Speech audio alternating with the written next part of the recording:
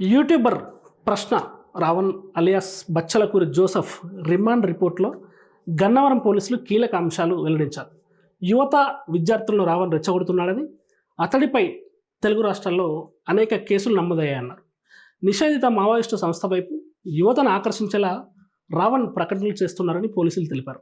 మతపరమైన విభేదాలు రెచ్చగొట్టేలా అతడి తీరు కనిపిస్తుందని, రాష్ట్రంలో అశాంతి సృష్టించాలనే ఉద్దేశం ఉందని, ఇటీవల ఏలూరులో జరిగిన దళిత క్రైస్తవ సమావేశంలో రెచ్చగొట్టేలా రావణ్ మాట్లాడారని, అవమానకరమైన అసభ్యకరమైన వ్యాఖ్యలు చేశారని, పదవుల్లో ఉన్నవారిని దూషించారని, వ్యవస్థలపై ప్రజల్లో ద్వేషం వైషమ్యాలు సృష్టిస్తున్నారని పోలీసులు పేర్కొన్నారు. ఈ కేసులపై పోలీసులు కూడా మాట్లాడుతూ, తాజాగా అరెస్ట్ అయిన కేసుపై మాట్లాడుతూ కూడా మావోయిస్టు భావజాలాన్ని అతని ఫోన్లో గుర్తించమని తెలిపారు. మావోయిస్టు హిడ్మాను కీర్తిస్తూ ప్రసంగాలు చేశారని, దేవులను అవమానించడం కించపరచడమే లక్ష్యంగా పనిచేస్తున్నారన్నారు. రావణ్ పేరు పెట్టుకోవడం కూడా అందులో భాగమే అని తెలిపారు. అతనికి సహకరిస్తున్న వారెవరో తేల్చాల్సి ఉందన్నారు. విచారణకు నిందితుడు సహకరించడం లేదని రిమాండ్ రిపోర్ట్లో పేర్కొన్నారు. అయితే మావోయిస్టు భావజాలాన్ని వ్యాప్తి చేసేలా, సాయుధ తిరుగుబాటును ప్రోత్సహించేలా రెచ్చగొట్టే వ్యాఖ్యలు చేశారనే ఫిర్యాదుతో రావణ్పై గన్నవరం పోలీసులు కేసు నమోదు చేశారు. గన్నవరానికి చెందిన జనసేన నాయకుడు గరికపాటి శివశంకర్ ఇచ్చిన ఫిర్యాదు మేరకు కేసు నమోదు చేసి శనివారం అర్ధరాత్రి అరెస్ట్ చేశారు.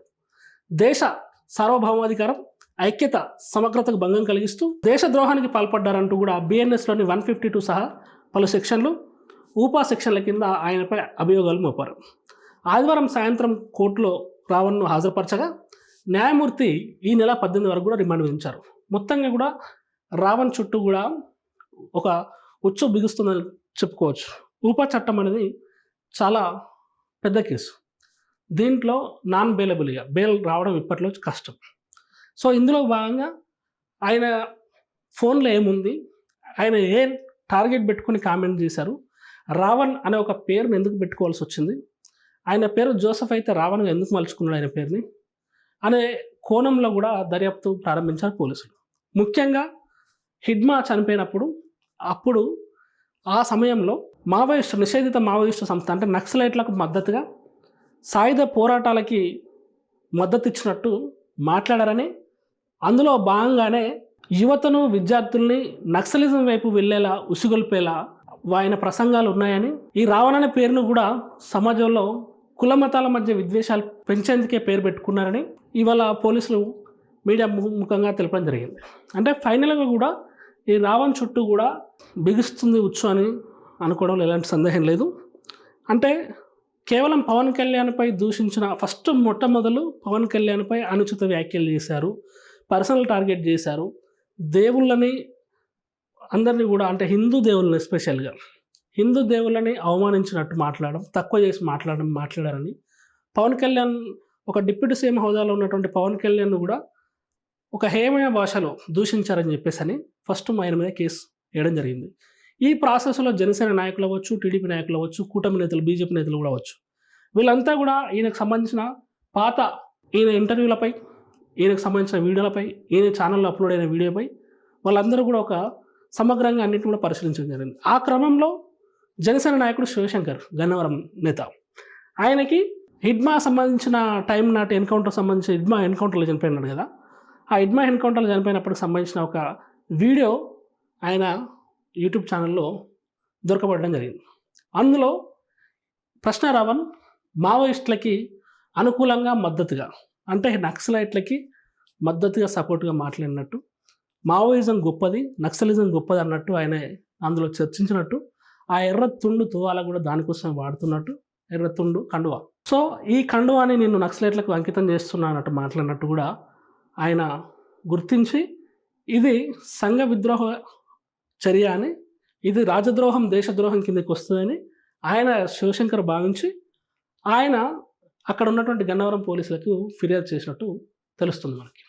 అందులో భాగంగానే ఆ ఫిర్యాదును స్వీకరించిన పోలీసులు ఇటు జనసేన నాయకుడు, జనసేన అధినేత పవన్ కళ్యాణ్ పర్సనల్గా టార్గెట్ చేయడమే కాకుండా, హిందూ దేవుళ్ళని కించపరచడమే కాకుండా, దేశద్రోహం అనే ఆలోచనలు కూడా ఈయన మనసులో ఉన్నాయని, విప్లవాలు, ఉద్యమాలు, అది కూడా నిషేధిత సంస్థలకు సంబంధించిన ఉద్యమాల్లోకి విద్యార్థుల్ని, ప్రజల్ని, అమాయకుల్ని ఉసిగొలుపుతున్నాడు దానికి వెళ్ళేటట్టు అన్నట్టు ఆయన మీద అభియోగాలు మోపుతూ ఆయన కేసు పెట్టడం జరిగింది. ఆ కేసును స్వీకరించినటువంటి పోలీసులు ఇదివరకే వివిధ కేసుల్లో అరెస్ట్ అయి బెయిల్ మీద బయటకు వచ్చినటువంటి ఈ జోసెఫ్ అలియాస్ ప్రశ్న రావణ్ను మళ్ళీ పోలీసులు అరెస్ట్ చేసి ఆయన కోర్టులో హాజరుపరిస్తే జడ్జి ముందు ఆయన 15 రోజులు రిమాండ్ విధించడం జరిగింది. దాదాపుగా ఈ కేసు ఇప్పట్లో తేలేలా కనబడట్లేదు. ఇది రాజద్రోహానికి సంబంధించిన కేసు కాబట్టి బెయిల్ రావడానికి చాలా టైం పడుతుంది. సో ఈ క్రమంలోనే ఈయనకు మద్దతుదారులు కూడా ముందుకు వచ్చేసి ఇటు సోషల్ మీడియాలో అవ్వచ్చు, ప్రకాష్ రాజు లాంటి వాళ్ళు అవ్వచ్చు, ఇటు ప్రొఫెసర్ నాగేశ్వర్ లాంటి వాళ్ళు అవ్వచ్చు, వీళ్ళంతా కూడా బయటకు వచ్చి ఈయనకు మద్దతుగా పోస్టులు పెడుతూ ఈయన అరెస్ట్పై కూడా ప్రభుత్వ వైఖరిని ఖండించడం జరుగుతుంది. మరోవైపు ఇటు కూటమి నేతలు అంటే ఇటు జనసేన నాయకులు, నేతలు, కార్యకర్తలు, పార్టీ సానుభూతిపరులు, టీడీపీ నేతలు, కార్యకర్తలు, సానుభూతిపరులు, బీజేపీ నాయకులు, కార్యకర్తలు, సానుభూతిపరులు అందరూ కూడా ఈయనకు వ్యతిరేకంగా ఈయన దేశద్రోహి అన్నట్టు, హిందూ ద్రోహి అన్నట్టు ఈయన మీద సోషల్ మీడియాలో పోస్టులు పెట్టడం జరుగుతుంది. ఈయన గతంలో చేసినటువంటి వ్యాఖ్యలు ఏవైతే ఉంటాయో వాటన్నిటిని కూడా ఇప్పుడు తవ్వి బయటకు తీసి ఒక్కొక్క విధంగా ఈయన మీద సోషల్ మీడియాలో పోస్టులు చేయడం జరుగుతుంది. ఇదంతా కూడా చిలికి గాలివానలాగా మారి ఇదంతా కూడా ఈయన చుట్టూ ఒక ఉచ్చు బిగుస్తున్నట్టు మనకు క్లియర్గా స్పష్టమవుతుంది.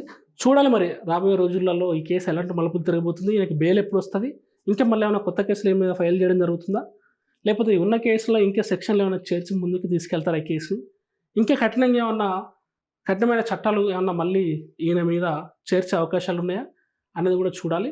మొత్తానికి అటు రాష్ట్ర స్థాయిలో, దేశ స్థాయిలో పేరు పొందిన అడ్వకేట్లు కూడా, లాయర్లు కూడా ఈయన కోసం పనిచేస్తున్నట్టు తెలుస్తుంది. మరోవైపు ఇటు జనసేన నాయకులు, కూటమి నాయకులు, టీడీపీ, బీజేపీ నాయకుల నుంచి కూడా ఈయన మీద కఠినంగా శిక్షించాలి. ఈయన కామెంట్స్ చేయడం ఇదే మొదటిసారి కాదు, చాలా రోజుల నుంచి కామెంట్ చేస్తున్నాడని చెప్పేసి ఈయన మీద గతంలో చేసినటువంటి వ్యాఖ్యల వీడియోలను కూడా అన్నింటిని సేకరించి పోలీసులకు సమర్పించే పనిలో కూడా టీడీపీ, బీజేపీ, జనసేనకు సంబంధించిన నాయకులు బిజీగా ఉన్నారు. చూడాలి మరి రాబోయే రోజుల్లో ప్రశ్న రావణ్ కేసు ఎలాంటి మలుపులు తిరగబోతుందో, ఏ వైపుగా వెళ్ళబోతుందో, ఎలాంటి ప్రకంపనలు సృష్టించబోతుందో చూడాలి.